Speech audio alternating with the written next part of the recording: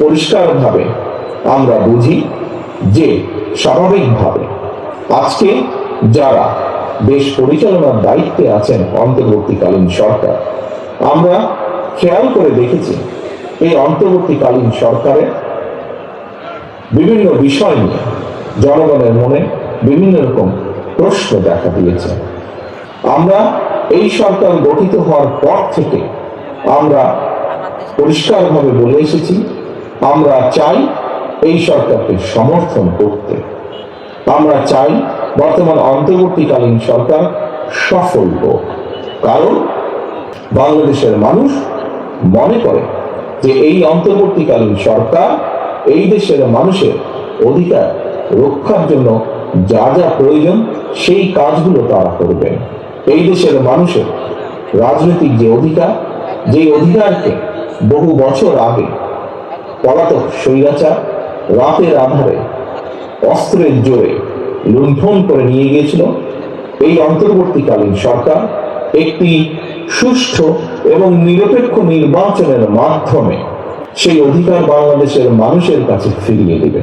কিন্তু গত কিছুদিন ধরে আমরা অত্যন্ত দুঃখের সাথে আমরা লক্ষ্য করছি সরকারের ভেতরে বিভিন্ন ব্যক্তি বিভিন্ন রকম কথা বলছেন জনগণের অধিকার ফিরিয়ে দেবার ক্ষেত্রে।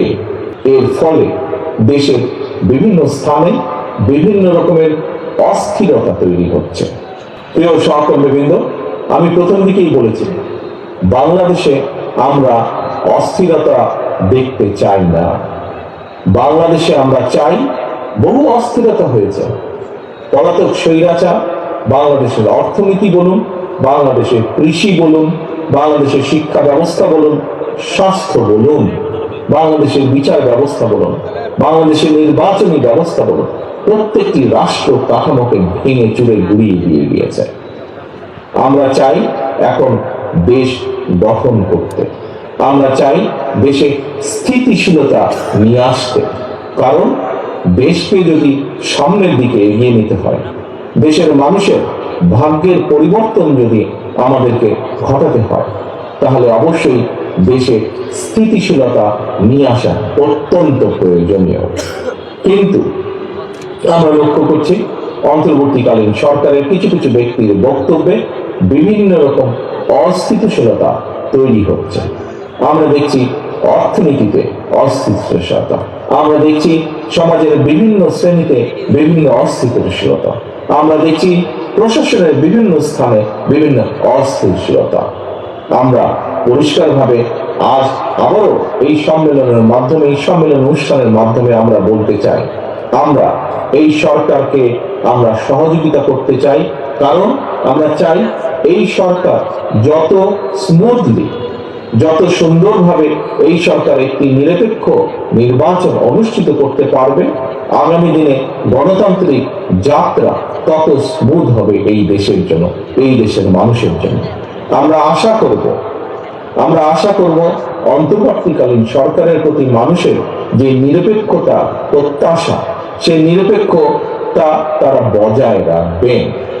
একই সাথে বাংলাদেশ জাতীয়তাবাদী দল মনে করে, বাংলাদেশ জাতীয়তাবাদী দল দৃঢ়ভাবে বিশ্বাস করে, গণতন্ত্রে বিশ্বাস করে, এবং গণতন্ত্রের একটি মূল মন্ত্র হচ্ছে আমরা আমাদের মধ্যে যে মতপার্থক্য থাকবে বিভিন্নভাবে বিভিন্ন জায়গায়, সেটি দলের ভিতরেই হোক, সেটি অন্য কোনো রাজনৈতিক দলের সাথেই হোক না কেন, আমরা মতপার্থক্য থাকলে আমরা বসবো, আমরা আলোচনা করব, আমরা সিদ্ধান্ত গ্রহণ করব, যা দেশের স্বার্থে হবে, যা দেশের মানুষের স্বার্থে হবে। কিন্তু এই মতপার্থক্যকে কোনোভাবেই আমরা বিভেদে রূপান্তরিত হতে দিতে চাই না, কারণ আমাদের মতপার্থক্য যদি বিভেদের মধ্যে বা বিভেদ সৃষ্টি করে, আমাদের নিজেদের মধ্যে সবচাইতে বেশি ক্ষতিগ্রস্ত হবে দেশ, ক্ষতিগ্রস্ত হবে দেশের মানুষ, ক্ষতিগ্রস্ত হবে এই দেশের গণতান্ত্রিক রাজনৈতিক দলগুলো, ক্ষতিগ্রস্ত হবে এই দেশের গণতান্ত্রিক রাজনৈতিক কর্মী, গণতন্ত্রের বিশ্বাসী মানুষগুলো।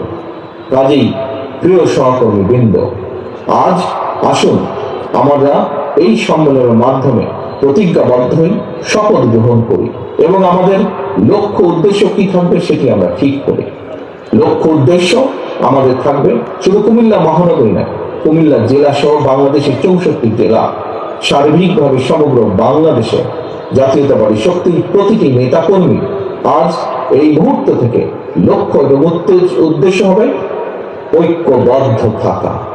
আমরা যত বেশি ঐক্যবদ্ধ থাকতে সক্ষম হব, আমরা গণতন্ত্রের ভিত্তিকে তত দ্রুত আমরা চালু করতে সক্ষম হব।